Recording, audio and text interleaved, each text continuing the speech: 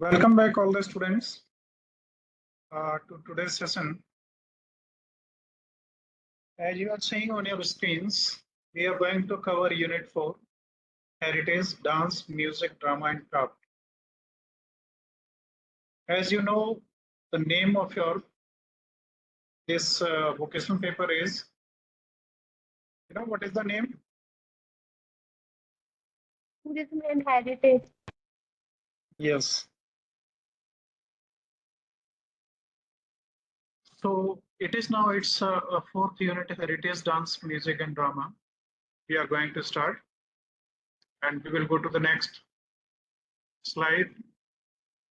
Here you will study all these things: dance, music, drama and craft. इन सब चीजों से आप लोग परिचित हैं अच्छी तरीके से, आपको बहुत कुछ बताने की जरूरत नहीं है। फिर भी जब हम किसी चीज की जब पढ़ाई करते हैं ना, तो वो डिफरेंट चीज होती है और जिस चीज को हम जानते हैं वो डिफरेंट होता है। इसलिए बहुत सारे कामों में कई बार हमें क्या होता है कि लगता है कि हमें नॉलेज है, लेकिन वास्तव में ऐसा नहीं होता। उसके लिए हमें उसकी पढ़ाई करने की जरूरत होती है। और बहुत सारे जनरल नॉलेज में जो क्वेश्चन आते हैं वो इन्हीं तरीके के सब्जेक्ट से आते हैं। अभी इसमें देखिए, जब हम आगे बढ़ेंगे तो बहुत सारी चीजें ऐसी होंगी और आप जब इसके क्वेश्चन आंसर्स एक्सरसाइज वगैरह जो करेंगे ऑनलाइन एग्जाम्स में भी सोल्व, तो उसमें भी आपको पता लगेगा कि आप बहुत अच्छे मार्क्स नहीं ला पा रहे हैं। तो इसलिए जरूरत है कि आप इन्हें सही तरीके से देख के चलें। आपको एग्जाम भी देना है और आपको पता है 100 मार्क्स का पेपर है ये भी, जो पूरी तरीके से आपको करना है। नेक्स्ट स्लाइड में इंडियाज कल्चरल हेरिटेज, एक टाइमलेस टेपेस्ट्री। टेपेस्ट्री मींस क्या होता है, कोई बताएगा? आप में से अगर किसी को पता है तो बताइए, अगर कोई बता सकते हैं हम में से।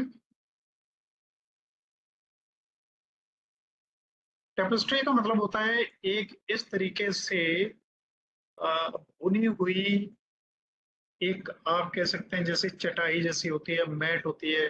या आप इसमें नीचे ये देख पा रहे हैं, इसको ये चित्र जो नीचे देख पा रहे हैं, इस तरीके से हम किसी क्लॉथ वगैरह पे कोई डिजाइन या ड्राइंग्स को मतलब एक तरीके से सेट करें, जैसे वीविंग करते हैं उस तरीके से करके तैयार करें, तो उससे जो एक मतलब प्रॉपर तरीके से जिसका प्रेजेंटेशन होगा वही टेपेस्ट्री कहलाएगी। और टाइमलेस टेपेस्ट्री का मतलब है अनंत काल से, हमारी सभ्यता जब से विकसित हुई है तब से हम कल्चर और हेरिटेज हमारा तभी से ही चल रहा है, तब से आज तक की जो पूरी कहानी है वो टेपेस्ट्री के थ्रू एक्सप्लेन की जा सकती है। तो इसमें क्या है, India cultural heritage not a static, यह कोई स्टेटिक नहीं है, गतिमान है। समय के साथ इसमें परिवर्तन आते रहते हैं। आज के वर्ल्ड में आप देख रहे हैं मूवीज, डांस और ड्रामास और ये सभी कुछ पूरी तरीके से चेंज हो चुके हैं समय समय पर। पुराने समय से जहाँ से हम लोग डेवलप हुए थे, our civilization is one of the world's most ancient civilization, जिसमें आपने हड़प्पा और मोहनजोदड़ो वगैरह के बारे में पढ़ा था। वहां से लेके यहाँ तक आप देख रहे हैं जो विकास होता आ रहा है। यहाँ पे आप देखेंगे it is multi faceted heritage, whether expressed through dance, music, architecture, religion, or cuisine, serves as a source of inspiration, a bridge to the past, and a beacon of the cultural richness, inviting people from around the world to immerse themselves in its enchanting diversity. इस चीज को समझिए, बहुत important है। हमारी ये जो cultural heritage है ये मल्टीफेस्टेड है, इसके बहुत सारे वो चेहरे हैं। चाहे इसे आप डांस के रूप में देखें, म्यूजिक के रूप में देखें, आर्किटेक्ट, रिलीजन या खान पान हमारा जो है उसके रूप में देखें, इसने पूरे दुनिया के लिए सोर्स ऑफ इंस्पिरेशन रहा है। ये पास्ट और प्रेजेंट के बीच में एक ब्रिज के तरीके से इसने काम किया है। और इसने हमारी जो धरोहर की रिचनेस है, मतलब जो एक जिस पे हम गर्व करते हैं अपने सिविलाइजेशन, अपनी एंशिएंट सिविलाइजेशन, तो उसका एक पार्ट है। जिसकी वजह से दुनिया के बहुत सारे लोग हमारी इस इंचेंटिंग डाइवर्सिटी, हमारी जो विविधता में एकता है और जो चमक है और जो आकर्षण है, उसकी तरफ आकर्षित होते हुए हमारे हिंदुस्तान आते हैं। ये हमारा जो है क्या है, हेरिटेज एंड कल्चर का एक बहुत अच्छा एक्सप्लेनेशन है। नेक्स्ट है डांस फॉर्म्स, डांस के तरीके। हिंदुस्तान में डांस बहुत विधियां हैं, जिनमें से कुछ खास जो है, जो आर्टिस्टिक, जिनको डिफाइन प्रॉपर तरीके से किया जाता है, जिनके हर स्टेप्स और हर सिस्टम एक दूसरे से डिफरेंट है। उनमें से एक भरतनाट्यम बहुत फेमस है, जो तमिलनाडु का है। फिर कथक, नॉर्थ इंडिया का। ओडिसी, उड़ीसा का। कथकली, ये केरला साइड का है। एंड मोहिनीअट्टम, ये केरला के हैं। इन सभी में कुछ ऐसी मूवमेंट्स होती हैं, कुछ इस तरीके के स्टेप्स, हाथ पैर उंगलियां और शरीर के हर एक अंग का कुछ मूवमेंट इस तरीके से होता है कि बिना कहे, बिना बोले, केवल सिंबल्स और बॉडी लैंग्वेज के थ्रू, बॉडी मूवमेंट के थ्रू वहाँ के कुछ जो कल्चरल एस्पेक्ट्स हैं, उन्हें प्रदर्शित किया जाता है। कुछ जिन्हें हम हिंदी में कहते हैं भाव भंगिमा। हमारे चेहरे के कुछ भाव इस तरीके से होते हैं जो इनके थ्रू एक्सप्रेस होते हैं। तो ये नॉन वर्बल कम्युनिकेशन होता है। डांस एक हमारी हिंदुस्तानी कल्चर में हमारी सभ्यता का एक सबसे करीबी पार्ट है।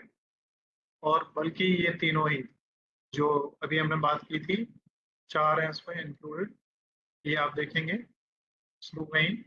Dance, music, drama and craft, ये चारों के चारों हमारी जो सभ्यता से लेके आज तक, और ये बल्कि हमारे नहीं पूरे वर्ल्ड में है, सभी जगह अलग अलग तरीके से है। हमारे इंडिया के मैटर में अगर बात करी जाए तो हम इसमें one of the richest civilization of the world है। आगे हम बढ़ते हैं। तो यहाँ पर जब ड्रामा और क्राफ्ट की हम बात करते हैं, तो ड्रामा और क्राफ्ट थोड़ी सी देखो अलग चीजें हैं। ड्रामा का मतलब ये होता है कि आप, कोई मंच है, वहां पे किसी विशेष अ, स्थिति का मंचन करते हैं। जैसे अभी रामलीला चल रही है ना, दशहरा चल रहा है, रामलीला चल रही है, राम बारातें निकाली जा रही हैं। इसी तरीके से जो मुस्लिम्स हैं उनमें वो निकलते हैं, अ, ताजिए वगैरह निकलते हैं, और भी इस तरीके की सेलिब्रेशन अलग अलग होते हैं।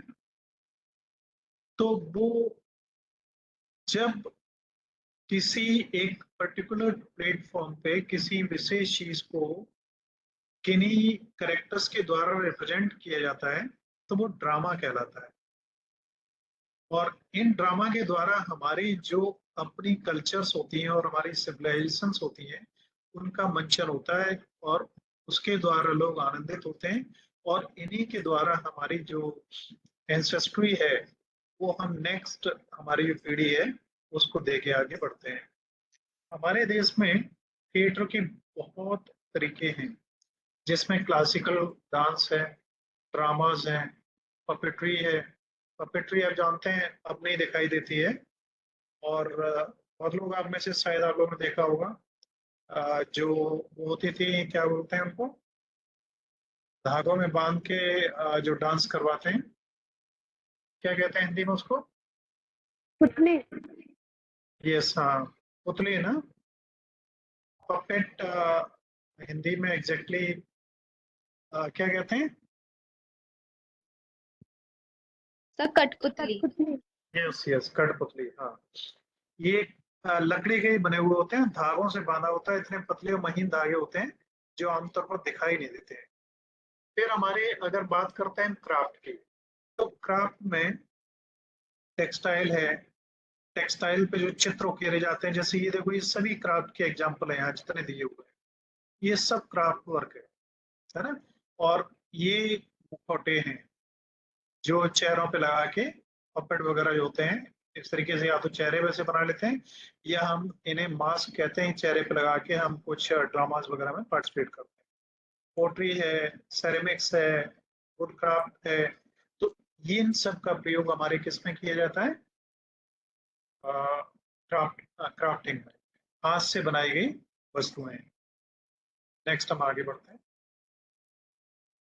Here are several reasons why dance is such a vital component of Indian heritage.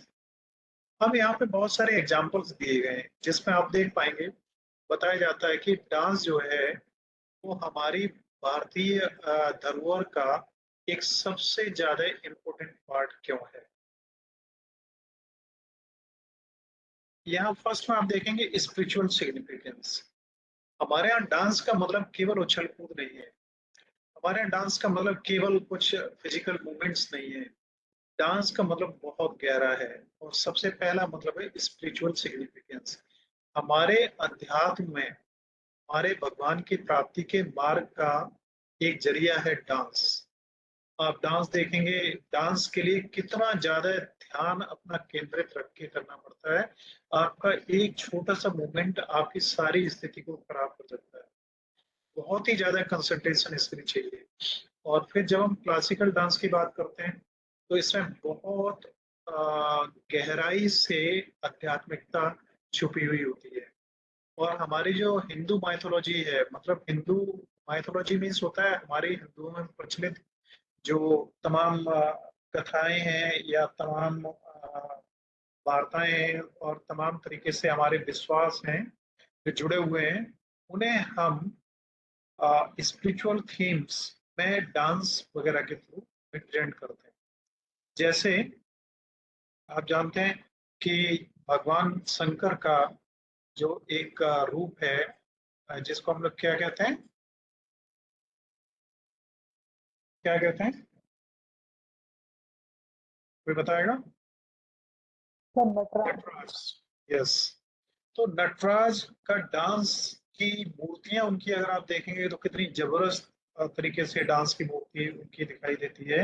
और डिवाइन डांस जिसे बोलते हैं, इसमें आप देखें जो मुद्रा है, एक विशेष मुद्रा है जिसमें एंकल्स आप देख रहे हैं तो ऊपर की तरफ उठे हुए हैं, हाथ के झुकने का एंगल है वो अलग होगा, इसका एंगल अलग होगा। और इसमें किसी में भी थोड़ा सा भी अंतर होगा तो अगर कोई इसमें, तो उसमें इन मोमेंट्स पे भी हार और जीत होगी। तो हमारा इंडियन जो कल्चर है उसमें, कल्चर और हेरिटेज है, उस हेरिटेज में जो हमें मिला है उसमें डांस हमारी एक विशेष जगह है। और इसमें इसका आध्यात्मिक महत्व है। दूसरा हिस्टोरिकल रिचनेस, इसका ऐतिहासिक महत्व भी बहुत है। ऐतिहासिक रूप से बहुत सारे समय से, बहुत सारे हजारों सालों में हजारों सभ्यताएं, हजारों धर्म, अ, हजारों सेक्स और उन्हें मानने वाले लोग हमारे देश में आए और वो यहाँ की सभ्यताओं के साथ मिलते जुलते गए। तो उनकी जो कल्चर है उसे हमने अडॉप्ट किया, हमारी उन्होंने अडॉप्ट करी। और इस तरीके से हमारी जो कल्चर है उसमें जो कुछ चीजें, अच्छी चीजें थी वो पूरी दुनिया में फैली। रीजनल डाइवर्सिटी, रीजनल डाइवर्सिटी की बात करें तो चाहे हम हेरिटेज एंड कल्चर की बात करें, चाहे जिस भी चीज की बात करें, चाहे वो हमारी कलनरी हो या फिर खान पान हो, कपड़े वगैरह पहनना हो, या हमारा प्रोग्राम्स को सेलिब्रेट करना हो, हमारे त्योहार हो, उन सभी में डाइवर्सिटीज देखी जाती है। डांस भी इसी तरीके से एक अलग ही तरीके से देखा जाता है। जैसे भरतनाट्यम साउथ में, कथक नॉर्थ में, ओडिसी और कथकली साउथ में, ये ऐसे कुछ डांस हैं जो वर्ल्ड लेवल पे हिंदुस्तान के बड़े फेमस डांस हैं। और इनके जो डांसर्स हैं उन्हें बड़े सम्मानित नजर से देखा जाता है। और ये लोग वर्ल्ड के प्लेटफॉर्म्स पे अपने आप को रिप्रेजेंट करते हैं। अभी बात अलग है कि बॉलीवुड के सामने इन कलाकारों को कोई बहुत मान्यता नहीं देता, लेकिन इन कलाकारों की जो कला है उनसे कई गुना ज्यादा मायने रखती है। नेक्स्ट में प्रिजर्विंग ट्रेडिशंस, हम अपने डांस के द्वारा अपनी जो सभ्यताएं हैं उनको सुरक्षित रख पाते हैं, जिसमें तमाम लोक गीत हैं, लोक कथाएं हैं, ऐतिहासिक हमारे जो तमाम बातें हैं उनको एक जनरेशन से दूसरे जनरेशन तक ये पहुंचाने का काम करते हैं, है ना। उसके बाद में इसमें होता क्या है कि जैसे अपने यहाँ इस जो आगरा मैनपुरी वगैरह की बेल्ट है, यहाँ आप जानते हैं सबसे ज्यादा यहाँ की एक चीज है जो हेरिटेज एंड कल्चर में आती है, जो बहुत ज्यादा फेमस है, जिसको काफी बड़े लेवल पे मान्यता दी जाती है। उसको हम लोग क्या कहते हैं, जानते हैं हम में से कोई? इसको बोलते हैं गंगा जमुनी तहजीब, है ना। और एक ब्रज ब्रज क्षेत्र। तो इनकी अमिट छाप है हमारे इस सागरा रीजन के। तो इन चीजों से लेके हम लोग आगे बढ़ते हैं। और नेक्स्ट, ये जो हमारी ट्रेडिशंस हैं, ट्रेडिशंस में जैसे फोक लोग और फोक गीत, लोकल गायन जो होते हैं, उनमें आपने सुने होंगे। जैसे ब्रज के बहुत सारे गीत हैं। ब्रज में होली का बहुत ज्यादा त्योहार बड़े इस पर मनाया जाता है ब्रज क्षेत्र में। तो यहाँ की जो पारंपरिक गीत और संगीत है वो इसके अंतर्गत आते हैं। सोशल एंड कल्चरल आइडेंटिटी, हम अगर सामाजिक और ये जो कल्चरल है, अ, जिसको हम हिंदी में कहते हैं सांस्कृतिक, हमारी सामाजिक और सांस्कृतिक धरोहर है, उसकी पहचान है हमारे ये जो डांसेस हैं। जैसे समाज और कल्चर की अगर हम बात करें तो नवरात्रि में आप जानते हैं किस तरीके के डांस होते हैं, दिवाली होली पे किस तरीके के डांस होते हैं। सभी ओकेजन्स के हिसाब से अलग अलग डांसेस हैं। नेक्स्ट है ग्लोबल इम्पैक्ट। हमारा जो डांस है उसका असर पूरी दुनिया पर दिखाई देता है। वेस्टर्न में आप उनका डांस देखो तो फिजिकल मूवमेंट उठा पटक के अलावा उसमें कोई तालमेल या कोई खास वो नहीं दिखाई देता, कुछ खास हो। वहाँ की फिल्मों में गाने नहीं दिखाई देते, हमारी फिल्में शायद कोई ऐसी नहीं हो सकती हैं जिनमें कोई गाने ना हो। और गाने और नृत्य, इन दोनों का आपस में बहुत बड़ा तालमेल है। इनके साथ ही सभी चीजें आगे बढ़ती है ना। नेक्स्ट है, it has influence and inspired many western dance forms contributing to cultural exchange and understanding. इससे बहुत सारे विदेशी लोगों को हमारे जो ये लोकगीत और लोक संगीत हैं, लोक नृत्य हैं, प्रभावित करते हैं, जिससे वो लोग हमारे देश में आते हैं और हमारे कल्चर को सीखकर वहां ले जाते हैं।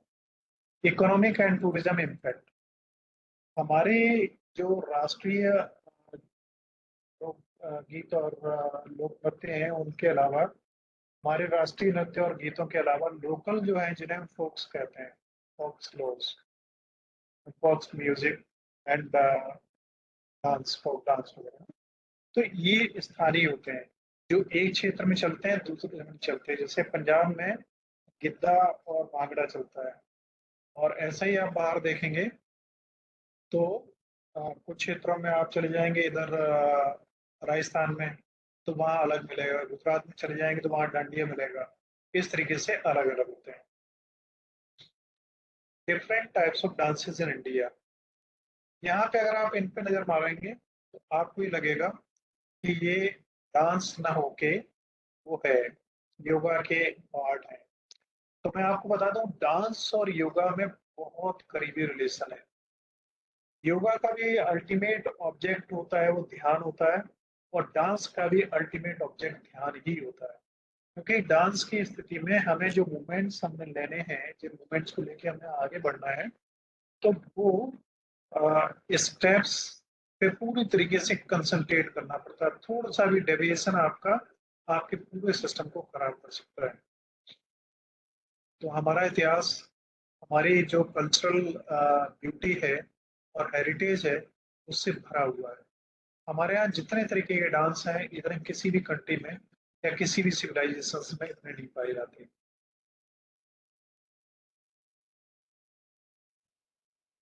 नेक्स्ट में देखिए, different types of dance in India. अब यहाँ पे हम एक एक डांस की बात कर रहे हैं। भरतनाट्यम सबसे ज्यादा फेमस है, और इसकी शुरुआत कहाँ से हुई? तमिलनाडु से। ये हिंदुस्तान का क्लासिकल जो डांस है में से सबसे पुराना है। इसमें आपके पैर का संचालन, हाथ और उंगलियों का आपस में तालमेल, चेहरे का एक्सप्रेशन, और ये सभी इतने ज्यादा बेहतर तरीके से मैनेज्ड होते हैं, इतने ज्यादा वेल ट्रेंड होते हैं कि इनसे बिना कहे ये तमाम हिंदू जो स्टोरीज हैं उनको चित्रित करते हैं, बिना कहे, बिना शब्दों के। तो फिजिकल गेस्चर्स एंड मूवमेंट्स के द्वारा ही प्रस्तुत करते हैं। तो भरतनाट्यम में कोई थीम ले लिया जाता है और उस थीम से रिलेटेड वो अपने फिजिकल मूवमेंट्स में उन चीजों को लाके रिप्रेजेंट करते हैं।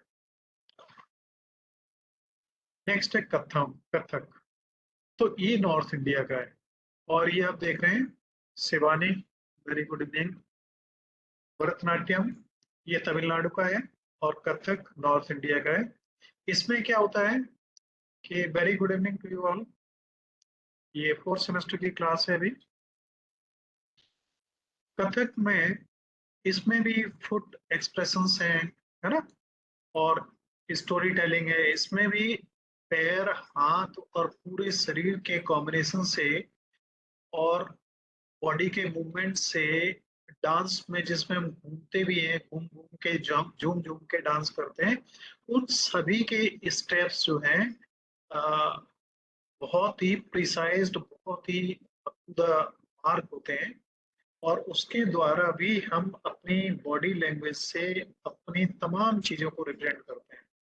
कथक शुद्ध रूप से हिंदुस्तानी न रह के इस पे पर्शियन और मुगलई जो सभ्यता रही उसका भी असर पड़ा, जिससे ये और भी ज्यादा वाइब्रेंट और वर्सेटाइल हो गया, मतलब और भी ज्यादा रंग बिरंगा और हर जगह चलने वाला एक डांस हो गया। नेक्स्ट बात हम करते हैं ओडिसी की। तो सबसे पहले नंबर पे आता है भरतनाट्यम, ध्यान रखिए, तमिलनाडु साउथ से, कथक नॉर्थ से, और उड़ीसा, ओडिसी जैसा नाम ही है, उड़ीसा से है। यहाँ पे उड़ीसा में सबसे ज्यादा आपको मालूम है मंदिर है। तो ये जो ओडिसी डांस है, ये जो हिंदुओं में तमाम सारी वो हैं, माइथोलॉजीज हैं, मान्यताएं हैं, उनको, अजंता एलोरा वगैरह की गुफाएं हैं आपको मालूम है जो सबसे फेमस हैं, बहुत सारे मंदिर हैं जिनमें कोई मूवमेंट्स, विशेष मूवमेंट्स पूरे चित्रों के द्वारा ही प्रदर्शित करी गई है। तो उन्हें प्रदर्शित करने के लिए ओडिसी डांस का प्रयोग किया जाता है। आप समझ के चलिए, इतना जबरदस्त कॉम्बिनेशन होता है, इतना जबरदस्त कॉम्बिनेशन होता है कि इसे आप पूरा एक ध्यान कह सकते हैं, पूरा ध्यान। आपको ध्यान में उतरना है, आप संगीत में उतर जाइए, आप ध्यान को अपने आप प्राप्त हो जाएंगे। संगीत इतना, इतनी गहरी चीज है। एक चीज आप देखिए, थोड़ा सा डिफरेंट अगर हटके मैं एक बात करूं, क्योंकि अब ये लास्ट यूनिट है और इसके बाद आपका वोकेशनल कोर्स खत्म हो जाएगा और आपके एग्जाम्स भी एक्टिवेट हो गए। जैसा मैंने आपको बताया था, एग्जाम्स मैंने आज से एक्टिवेट कर दिए हैं। एग्जाम कैसे इस पेपर का होगा, आपकी आईडी यही रहेगी। आप अपने उसमें डैशबोर्ड में से कैसे एक्टिवेट करेंगे उसके बारे में आपको बताऊंगा। मैं थोड़ा सा यहाँ पे एक अलग जिक्र करना चाह रहा हूँ। अनफॉर्चुनेटली ये जो एनोटेशन है, इन एनोटेशंस में काफी चेंज हुआ है अभी, और उनमें तमाम सारी चीजें बदल गई जो दिखाई नहीं देती, है ना। इस वजह से मैं प्रॉपर तरीके से एनोटेट नहीं कर पा रहा हूँ अभी। आगे बढ़ता हूँ मैं, इसको थोड़ा सा मेरे को टाइम देना पड़ेगा एक्सप्लोर करने के लिए। नेक्स्ट, डांसेस की अभी हम बात कर रहे हैं। तो कथकली, ये कथकली जो डांस है, ये केरला का डांस है, और केरला में ये आप देख रहे हैं जिस तरीके से इसका पूरा ड्रेसिंग अप है, ये बहुत पुरानी केरला में जो प्रचलित कुछ कथाएं हैं और उनके देवी देवताओं के बारे में जो मान्यता है, उन्हें ये रिप्रेजेंट करते हैं। और उसके लिए इनके, अगर कथकली का डांस आप सर्च करना, आप जरूर देखना एक बार कम से कम अपने यूट्यूब वगैरह पे। इनके आईब्रोज, इनका नाक, इनका चेहरे का इतना जबरदस्त मूवमेंट और तालमेल आपस में होता है कि आपको आश्चर्य होगा कि ये किस तरीके से मैनेज करते होंगे, है ना। तो ये क्या करते हैं कि बहुत ऊंचा होता है ये सिर पे बंधा हुआ जो मुकुट जैसा आपको दिख रहा है, और ड्रेसिंग बिल्कुल अलग होती है। यहाँ पे आप देखिए, जब ये ग्रुप डांस है, तो ग्रुप डांस में अलग अलग आर्टिस्ट का अलग अलग पोज है हर एक का, और हर एक का डिफरेंट है। और इसके बाद इनका अगला स्टेप क्या होगा, हर एक का डिफरेंट होगा। तो इनमें तालमेल बहुत ज्यादा बनाने की आवश्यकता होती है। तो आप मान के चलिए कि जो आर्ट है, that is an another medium to reach the god, है ना। तो आर्टिस्ट जो है अपने आप में एक बड़ी बात होते हैं, इसीलिए आर्टिस्ट लोगों को इतना ज्यादा सम्मान दिया जाता है। लेकिन आप थोड़ा सा समझ के चलिए कि आर्टिस्ट में और आज की हीरो और हीरोइंस में डिफरेंस क्या है। आप लोग जानना चाहेंगे क्या डिफरेंस है, या कोई बताना चाहेगा?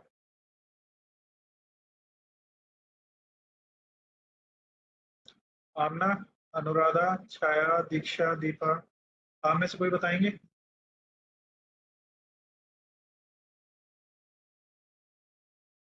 अगर कोई बताना चाह रहा है तो बताइए। नहीं सर। हाँ जी। सर आपने अभी कुछ बताया, मैंने सुना नहीं, आप दोबारा बता सकते हो कि आपने क्या बोला अभी? मैं बिल्कुल बताऊंगा आपको। Okay sir, thank you. मैं ये कह रहा हूँ कि आज के जो कलाकार हैं, हीरो हीरोइंस हैं, हम्म। जिन्हें हम हीरो या हीरोइंस ज्यादा कहते हैं, आर्टिस्ट कम कहते हैं।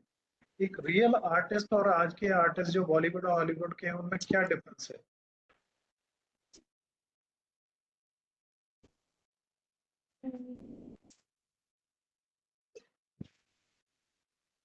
सुना है आपने? सर जो पहले के आर्टिस्ट थे उनकी जो आर्ट थी वो एक रियल आर्ट थी, बट जो आज के आर्टिस्ट है वो उनको कॉपी किए जा रहे हैं, उनमें वो काबिलियत नहीं है जो पहले के आर्टिस्ट में थी। ठीक बात है। और कोई? आप लोगों ने जब कहा जाता तो आप पार्टिसिपेट करिए उसमें। और कोई कुछ कहना चाहेगा? बहुत अच्छा बताया इन्होंने। शुभम, रंजना, कोई भी और?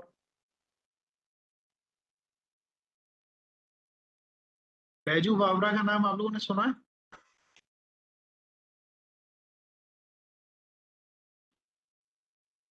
बिस्मिल्लाह खान का नाम सुना है? Yes sir. तानसेन, तानसेन का तो सभी ने सुना होगा। Yes sir. और तमाम ऐसे आर्टिस्ट हैं जो इतने बड़ा उन्हें सम्मान मिलते हैं, बहुत सम्मान मिलते हैं, और वर्ल्ड फेमस हैं वो। बिस्मिल्लाह खान शहनाई बजाते थे, है ना। संतूर में कौन होता था? ये सब क्वेश्चंस भी हैं, जनरल नॉलेज के बहुत इंपॉर्टेंट क्वेश्चंस हैं जो आपको पता होने ही चाहिए। तो यहाँ पे मैं थोड़ा सा आपको बताना चाहूंगा। आपको मालूम है कि जो ये हीरो है, क्या नाम, तीन खान्स में से एक खान, कौन कौन से खान से हैं? शाहरुख खान, और सलमान खान, सलमान सैफ खान, अली खान, सैफ अली खान, और आमिर खान। आमिर इमरान खान सर। इमरान खान भी चलिए मान लेते हैं। इमरान खान हीरो तो नहीं, इमरान हाशमी है वो।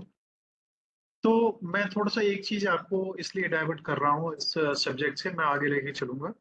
सब्जेक्ट तो आसानी से समझ में आ जाता है, थोड़ा सा हमारा माइंड फ्रेश अप होना चाहिए। आपको मालूम है कि जो ये है, क्या नाम, खान में नाम बार बार भूल जाता हूँ, लगान पिक्चर आया जो, आमिर खान। आमिर खान। आमिर खान। हाँ, आमिर खान की कौन सी ये लगान पिक्चर ही थी जिसको सबसे ज्यादा ऑस्कर अवार्ड मिले थे? मालूम है ना? ध्यान है आप सभी को? देखिए, बिल्कुल साइलेंट होके मत बैठिए आप प्लीज। आप लोग सभी को पता है कि लगान को कई मिले थे ऑस्कर अवार्ड्स। Yes sir. उस मैं इसलिए आपसे बात कर रहा हूं कि आप उसका दूसरा एस्पेक्ट देखें। तो जहां इसको ऑस्कर अवार्ड्स मिल रहे थे, वहीं दूसरी तरफ क्या था उन्हीं दिनों में, उसके जब ऑस्कर अवार्ड्स मिले थे, उन्हीं के with in very few weeks या मंथ्स में इसका तलाक हुआ था।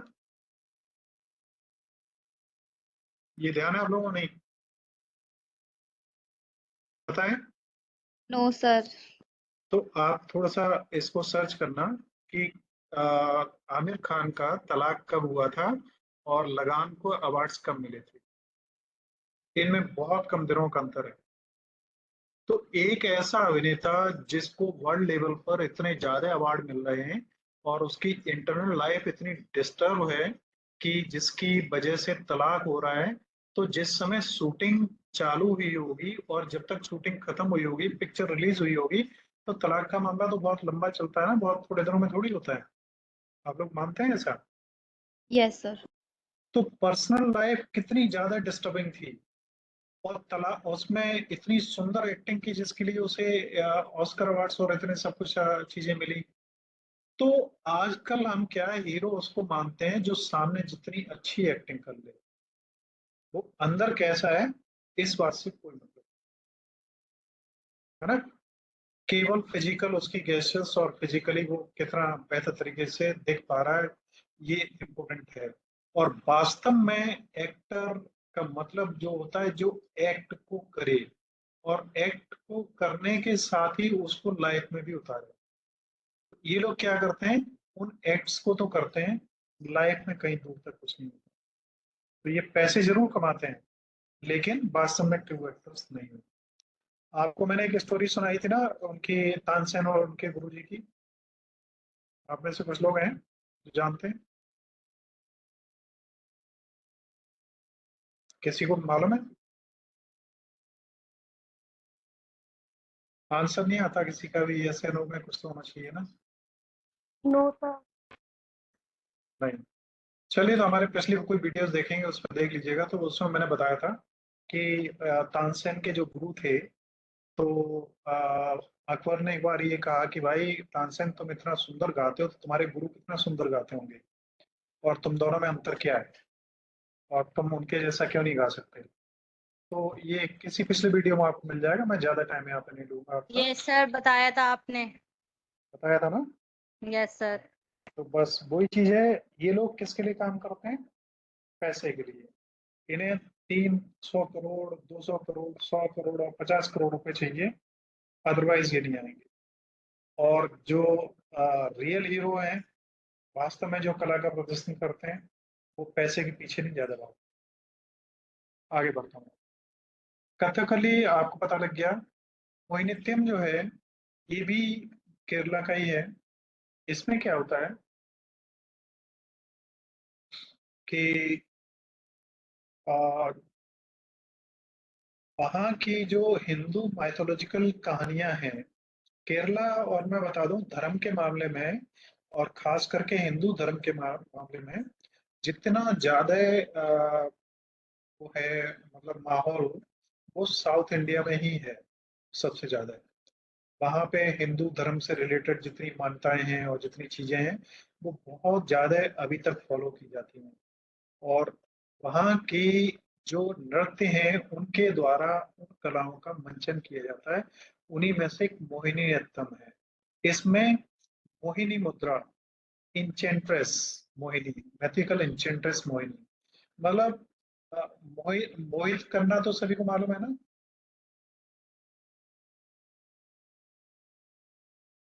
Yes sir. मोहित करना होता है किसी को अपनी तरफ आकर्षित करना। तो इस डांस का उद्देश्य ये होता है कि इनमें लव स्टोरीज वगैरह को और हिंदू मैथोलॉजिकल टेल्स वगैरह जो हैं, उनके थ्रू, मोहिनीअट्टम के थ्रू उन्हें प्रदर्शित किया जाता है। चाहे उसमें राधा कृष्ण का चित्रण हो या और इस तरीके के कोई भी हो। नेक्स्ट है कुचिपुड़ी। ये आंध्र प्रदेश में का डांस है। और इसमें डांस, ड्रामा, म्यूजिक, तीनों चीजें हैं। इनमें कथकली और मोहिनीअट्टम वगैरह में ड्रामा नहीं है, डांस और म्यूजिक होता है। It is known for quick footwork, intricate expressions and vibrant story telling. Kuchipudi में भी यही होता है, लेकिन इसमें पैरों का जो तालमेल और चलना फिरना है वो तेज होता है। कथकली और भरतनाट्यम वगैरह में उतना फास्ट नहीं होता, इसमें फास्ट होता है। और इनके एक्सप्रेशंस बहुत फास्ट मूव करते हैं, और ये किसी न किसी कहानी को ये भी चित्रित करते हैं। तो डांस का मतलब केवल उठापटक नहीं है। डांस का मतलब, जो पॉप सिंगर था, क्या नाम था, माइकल जैक्सन, जितने उछल कूद लो, जितने ऊंचे गिर गिर के नीचे गिरो, उतना अच्छा। वैसा नहीं, यहाँ पे बहुत संयमित और बहुत सिस्टमेटिक तरीके से रिप्रेजेंटेशन। नेक्स्ट आप देखिए मणिपुरी, जिसका नाम से ही पता लग रहा है, ये मणिपुर में जो हमारा ईस्टर्न स्टेट्स हैं उनमें सेलिब्रेशंस में इसको प्रयोग किया जाता है। मणिपुर से संबंधित जो कथाएं हैं, वहाँ की जो धार्मिक कहानियां हैं, उनको इसके द्वारा चित्रित किया जाता है। नेक्स्ट है सतात्रीय। ये वैष्णव जो लोग हैं, वैष्णव, वैष्णव धर्म के बारे में भी आपने पढ़ा था इससे पहले, तो उन मोनास्ट्रीज में इसको स्पिरिचुअल थीम्स को रिप्रेजेंट करने के लिए प्रयोग किया जाता है। नेक्स्ट है चाबू। ये ईस्टर्न स्टेट में वेस्ट बंगाल, झारखंड और उड़ीसा वगैरह में होता है, और इसका भी वहां से रिलेटेड जो तमाम धर्म ग्रंथ हैं, कहानियां हैं और धार्मिक अवधारणाएं हैं, उन्हें प्रस्तुत करने के लिए किया जाता है। अब आपको इतने सभी डांसेस में ये याद रखना है कि किस क्षेत्र में किया जाता है और किससे किया जाता है, किससे रिलेटेड है, इनके मूवमेंट्स क्या क्या होते हैं, किन किन चीजों पे ऑब्जर्वेशन होता है। नेक्स्ट है फोक डांसेस। फोक डांसेस ये लोकल होते हैं, जैसे भांगड़ा और गिद्दा, ये पंजाब में, गरबा एंड ग्रास गुजरात में, डांडिया, डांडिया राजस्थान में होता है। क्यों भाई? सर गुजरात। गुजरात में। यस, ये गुजरात का है। डांडिया एंड गुजरात राजस्थान लिखा है, गलत है ना? तो each of these dances linked to regional customs, celebrations and festivals. तो ये सभी डांस, इनका पहनावा, इनका डांस का तरीका, वो सब कुछ लोकल जो हमारी वहाँ की सभ्यता है उसके हिसाब से होता है। और बॉलीवुड डांस आप जानते ही हैं, this is Bollywood and this is folk dance. ये किस पिक्चर का है, तो बताएगा क्या भाई? ये चित्र किस पिक्चर का है? देवदास। देवदास। चित्र और वो चीजें दिमाग में छा जाती हैं, इतना बड़ा असर होता है। बॉलीवुड डांस, इसमें क्या होता है, ये किससे इंस्पिरेट होता है? सिनेमा से, बॉलीवुड से। Dance is fusion of various dance styles including classical, folk, contemporary and dance. तो ये बॉलीवुड डांस से, या हमारे जो लोक नृत्य हैं, या क्लासिकल हैं, या समकालीन जो समय चल रहा होता है उससे प्रभावित। जैसे आज की डेट में आप देखेंगे तो डांस भी पूरी तरीके से मॉडर्नाइज हो गए, वो भी चेंज हो गए, और इनको ज्यादातर हमारी बॉलीवुड मूवीज में ही दिखाई देते हैं। अब आपने एक डांस और मूवीज वहां की टॉलीवुड की भी देखी होंगी। टॉलीवुड कहाँ है, कितने लोग जानते हैं? पता है ना टॉलीवुड? बताइए अगर किसी को मालूम है। South India sir. Yes, south Indian का जो इंडस्ट्री है उसको टॉलीवुड नाम दिया जाता है। और वो आप समझ लो, हॉलीवुड, बॉलीवुड, उसके बाद नेक्स्ट नंबर उसका आता है। इतनी स्ट्रॉन्ग इंडस्ट्री है और वहाँ के इतने स्ट्रॉन्ग आर्टिस्ट हैं। नेक्स्ट है अभी हमारा हेरिटेज डांस। अब dance and its impact in holistic development. जो डांस है इसका हमारे होलिस्टिक डेवलपमेंट पर क्या असर पड़ता है? होलिस्टिक डेवलपमेंट तो जानते हैं ना सभी लोग, यस सर। क्या होता है? Sir overall development. यस, हमारी पर्सनैलिटी का कंप्लीट डेवलपमेंट, है ना? तो इससे हमारा फिजिकल डेवलपमेंट होता है। डांस में आपको मालूम ही है कि डांस अगर आप कर रहे हैं तो शरीर का मूवमेंट तो आपका होना ही है। Emotional development, social development, cognitive development. Cognitive जानते हैं हम लोग? Yes sir. बताइए। Sir mental development. Yes, absolutely. हमारी जो इनर पावर्स हैं उनका पूरा तरीके development. Creativity and imagination, discipline and focus और कम्युनिकेशन स्किल्स। इतनी सारी चीजें हमारी डांस से डेवलप होती हैं। अब यहाँ देखिए क्या लिखा है, dance is a powerful form of expression and art that goes beyond mayor entertainment. Dance केवल एंटरटेनमेंट नहीं है, ये हमारे एक्सप्रेशन और इंटरटेनमेंट से भी आगे का एक चीज है, और इसमें हमारा संपूर्ण विकास होता है, चाहे वो फिजिकल हो, इमोशनल हो, सोशल हो या कॉग्निटिव हो, कोई भी हो। और हमारे होलिस्टिक डेवलपमेंट में डांस के द्वारा हमारी फिजिकल फिटनेस, इमोशनल और सोशल स्किल्स, कॉग्निटिव, क्रिएटिविटी और डिसिप्लिन, ये सब कुछ नियंत्रित होता है। मतलब डांस अपने आप में अकेला इतना सक्षम है जो आपके पूरे तन और मन को नियंत्रित कर सकता है ना। नेक्स्ट हम आगे बढ़ते हैं। Here are several reasons why music is such a vital component of Indian heritage.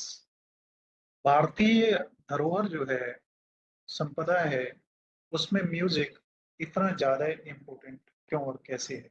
तो यहाँ तक हमने बात करी थी अभी तक डांस की। अब ये नेक्स्ट है म्यूजिक। तो मैं थोड़ा सा आप लोगों से ये कहना चाहूंगा कि अगर हम इसे कवर करना चाहें तो बहुत कुछ इसे कवर कर सकते हैं। और इसमें कितनी चीजें हैं, डांस, म्यूजिक और 4 पार्ट है ना, drama and art. Drama and art. Yes. तो हम लोग एक काम ये करते हैं, 2 चीजें आज ये कवर कर लेते हैं, 2 कल के लिए रखेंगे। ओके।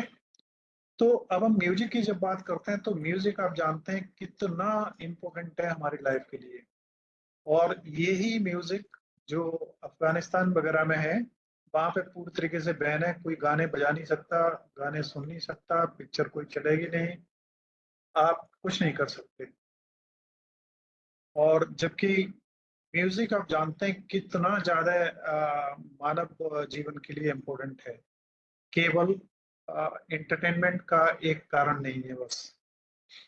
आगे देखिए, profound significance of music with in cultural heritage. हमारी जो सांस्कृतिक विरासत है उसमें जो संगीत है उसका एक बहुत बड़ा स्थान है। ये कल्चरल आइडेंटिटी, संगीत से हमारी सभ्यता का पता लगता है। देखो मुस्लिम्स हैं, उनमें अलग तरीके का म्यूजिक होगा, हिंदू हैं उनके भजन अलग तरीके के होते हैं, पंजाबीज हैं उनके अलग तरीके के होते हैं, गुजरातीज हैं उनके अलग तरीके के होते हैं। तो इससे क्या है, अलग अलग उनकी रिदम्स हैं, अलग अलग उनकी जो मेलोडीज हैं, अलग अलग इंस्ट्रूमेंट्स हैं, और उनको अलग अलग तरीके से प्ले किया जाता है। और इससे क्या होता है, प्रिजर्वेशन ऑफ ट्रेडिशन। इससे हमारी सभ्यता जो है वो संरक्षित रहती है और हमारी एक पीढ़ी से दूसरी पीढ़ी में वो जाती है। और सॉन्ग्स क्या होते हैं, इतने ज्यादा टचिंग सॉन्ग्स होते हैं, चाहे ये इंटरटेनमेंट करने के लिए हो या इंस्पिरेट करने के लिए हो, या ये किसी भी पार्ट जिसके लिए तैयार किए गए हैं, उसमें इनका बड़ा क्रूशियल रोल होता है। ये हमारे स्थितियों को वर्णन करने के लिए, चाहे जैसी भी जिस भी स्थिति में है, चाहे दुख है, चाहे सुख है, या प्रेम है या घृणा है, हर चीज को एक्सप्रेस करने के लिए म्यूजिक का यूज किया जाता है। इमोशनल एक्सप्रेशंस तो सारे कुछ इसमें होते ही हैं, जो जिस पे सब कुछ डिपेंड करता है। तो म्यूजिक के द्वारा हम अपने मन की बातों को रिप्रेजेंट करते हैं। Profound significance of music with in cultural heritage. इसमें पिछले जो पॉइंट आपने देखे, इनमें वो पॉइंट्स नहीं है। होता क्या है, जिस समय हम लोग इन्हें क्रिएट करते हैं उस समय कई बार हम लोग ध्यान नहीं दे पाते हैं, तो कुछ ये चीजें रह जाती हैं। जैसे इसमें ये नंबर्स आ रहे हैं ना सारे, तो कुछ में हम क्या करते हैं, इनको बुलेट्स में ले लेते हैं, कुछ में इन्हें सभी को ही हटा देते हैं। तो इसमें से ये नहीं हट पाए, तो 8वें नंबर पे आता है इंस्पिरेशन एंड इनोवेशन। तो हमारा जो सॉन्ग है वो हमें बहुत कुछ चीजों के लिए इंस्पिरेट भी करता है और हमें नई चीजों को खोजने में सहायक भी होता है। और म्यूजिक एक ऐसा क्षेत्र है, म्यूजिक या आर्ट कोई भी, जहाँ पे देश की सीमाएं भी मायने नहीं रखती। यहाँ पे कलाकार कलाकार होता है, वो किसी देश या किसी सभ्यता या किसी उन चीजों से बहुत ज्यादा जुड़ा नहीं होता। इकोनॉमिक एंड टूरिज्म बेनिफिट्स, आप जानते ही हैं कि जो कंसर्ट होते हैं बहुत बड़े बड़े, उनमें बहुत सारे टूरिस्ट आते हैं, बहुत लोग उनमें पार्टिसिपेट करते हैं, और इससे जो इकोनॉमिक ग्रोथ होती है जहाँ भी कहीं ये प्रोग्राम्स होते हैं। एजुकेशनल एंड रिसर्च सिग्निफिकेंस में आप जानते हैं, एजुकेशन में भी जो म्यूजिक है बहुत इम्पोर्टेंट पार्ट प्ले करता है।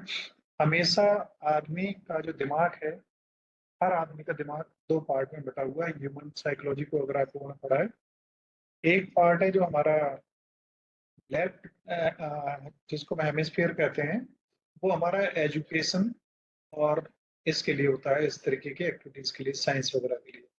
और राइट पार्ट होता है, वो होता है आर्ट के लिए, जैसे म्यूजिक हो, ड्राइंग हो, गाना हो, या कोई भी तरीके की आपकी कलात्मक काम हो, उनके लिए। और दोनों में जब प्रॉपर कॉम्बिनेशन होता है तभी हमारा ब्रेन सही तरीके से आगे डेवलप होता है। नेक्स्ट है emotional development, holistic development and music. अब म्यूजिक का हॉलिस्टिक डेवलपमेंट से क्या रिलेशन है? तो इमोशनल डेवलपमेंट, इसमें इमोशनल एक्सप्रेशंस हैं, हमारे सुख और दुख को म्यूजिक के द्वारा रिप्रेजेंट किया जाता है। म्यूजिक ऐसा भी होता है कि केवल म्यूजिक बजता है, लोगों की आंखों से आंसू आने शुरू हो जाते हैं, और म्यूजिक बजता है, लोग खुशी से झूम उठते हैं। एक म्यूजिक ही अगर केवल शुरू हो, ऐ मेरे वतन के लोगों जरा आंख में भर लो पानी, वैसे ही आप कितने भी खुश हों, एकदम आपके एक्सप्रेशन चेंज हो जाएंगे। और वहीं पे कोई भी शायद बारात ऐसी नहीं है जिसमें वो एक गाना है, कौन सा, एक कोई गाना है ना इस तरीके जो हर एक चलता है शादियों वगैरह में भी, कौन सा है, पता है आप लोगों को? पता नहीं, मेरे को ध्यान नहीं आ रहा। कुछ ऐसा, एक तो यही है, मेरे देश की मिट्टी सोना उगले उगले हीरा मोती। तो यहाँ पे एक अलग तरीके का हमारी जो बेंट ऑफ माइंड है वो चेंज हो जाती है। इसी तरीके से कोई है, देश प्रेम का ही है, लेकिन वो पिक्चरों में चलता है क्योंकि डांस उस पर अच्छा खासा चलता है, इस वजह से। तो इमोशनल ये देश एक्सप्रेशन है है। वीर जवानों का। कौन सा? तो ये देश है वीर जवानों का। हाँ, ये देश है वीर जवानों का, ये तो गाना तो है देशभक्ति का, लेकिन शादियों में चलता है वो। क्योंकि वहां पे जो जवान है उनमें वो जोश ज्यादा जोर मारने लगता है, तो ये गाना चलता है। तो इमोशनल एक्सप्रेशन एंड एम्पैथी, ये इमोशनल डेवलपमेंट के अंतर्गत। फिर यहाँ पे कॉग्निटिव डेवलपमेंट, उसमें इनहेंस्ड मेमोरी, इससे हमारी याददाश्त बढ़ती है, हमारे न्यूरॉन्स जो हैं उनका पूरा विकास होता है, और इससे हमारे कॉग्निटिव फंक्शंस जो हैं वो बेहतर तरीके से काम करने लगते हैं। इसलिए हमें दोनों चीजों का प्रॉपर प्रयोग करना चाहिए। प्रॉब्लम सॉल्विंग, हमारी जो क्रिटिकल थिंकिंग है और इनोवेशन है, वो म्यूजिक के द्वारा बहुत कुछ डेवलप की जा सकती है। और एक चीज आप जानते हैं कि 4 से 10 साल तक के बच्चे, जिनके लिए स्पेशल माइंड म्यूजिक थेरेपी होती है, जिसमें उनके अंदर उन शक्तियों को पैदा किया जा सकता है, और मैंने सामने देखा है, और मैंने उन बच्चों से मैं मिला हूँ, मैंने देखा है, जिसे मैं स्टार्ट भी करना चाह रहा था, स्टार्ट नहीं कर पाया, कि वो बच्चे आंखों पे पट्टी बांध के, आप कोई भी कलर दे दो उसे, वो बता देंगे ये इस कलर का है। न्यूज़पेपर इवन वो पढ़ लेंगे, आप कुछ भी लिख के अपने पॉकेट में रख लो और वो बता देंगे उस पर क्या लिखा हुआ है। इस तरीके की जो इनर कॉग्निटिव पावर्स हैं, उन्हें म्यूजिक के द्वारा डेवलप किया जाता है। आप लोग ऐसे कभी मिले हैं किसी से? नहीं मिले? No sir. नहीं मिले हैं तो आप क्या करना, माइंड पावर डेवलपमेंट करके सर्च मारना, माइंड पावर डेवलपमेंट म्यूजिक, तो आपको ऐसे बहुत मिल जाएंगे, और जिनसे आपके आगरा में इवन मिल जाएंगे। आप चाहें तो मैं कुछ एक को आपके सामने डेमो दिलवा सकता हूँ। और आपको पता है अबेकस के बारे में आप लोगों ने किसी ने पढ़ा है? Abacus, ABACUS।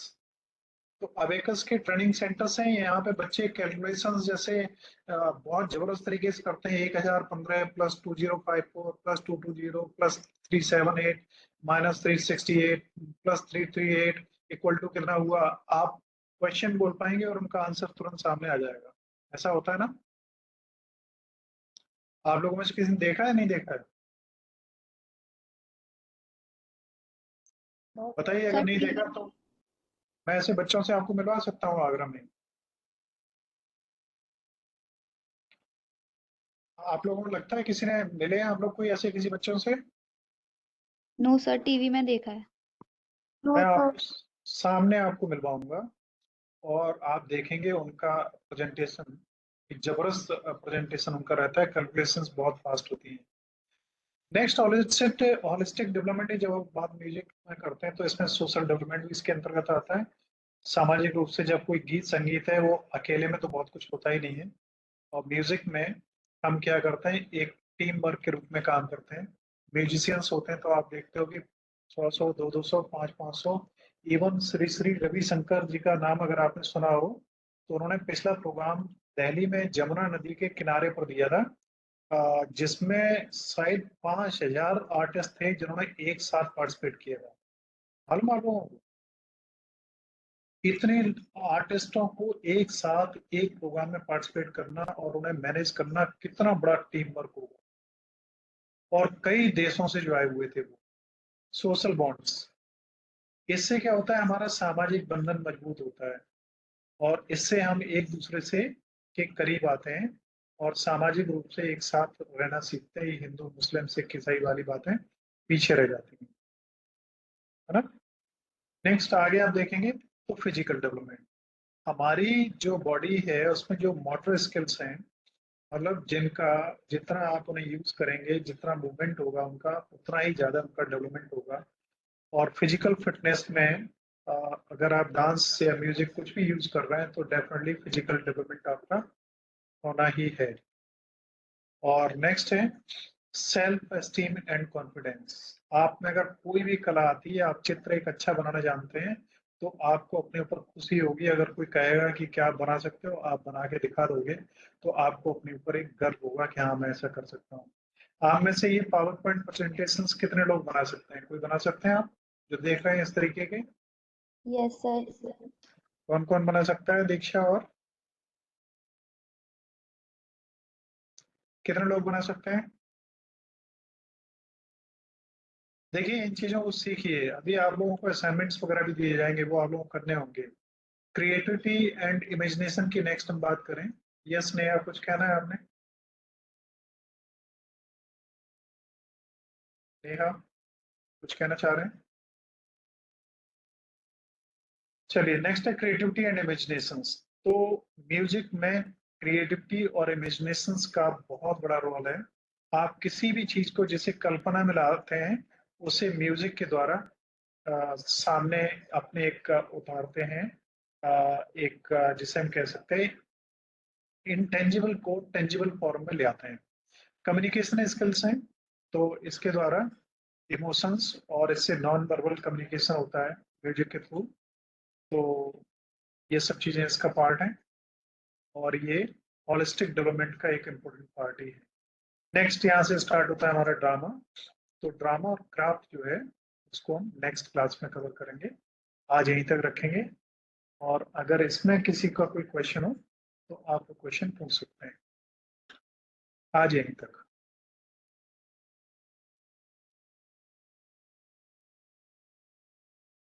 यूनिट लास्ट है और कल पॉसिबल ये खत्म हो जाएगी। आपके एग्जामिनेशंस एक्टिव हो गए हैं। अब उन एग्जाम्स को आप कैसे करेंगे उसका तरीका मैं थोड़ा सा आपको बताऊंगा। उससे पहले अगर किसी को कोई प्रश्न है, कुछ पूछना है तो पूछ लीजिए।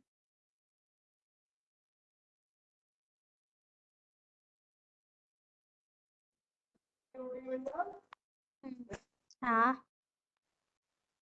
अच्छा है, आपका माइक्रोफोन ऑन है। अगर कुछ सॉरी बोलना है तो ऑन रखिए। और किसी को कोई प्रश्न करना हो तो अभी पूछ लीजिए। सर, ये लास्ट क्लास है इसकी वोकेशनल की? इसके बाद पॉसिबली एक और होगी।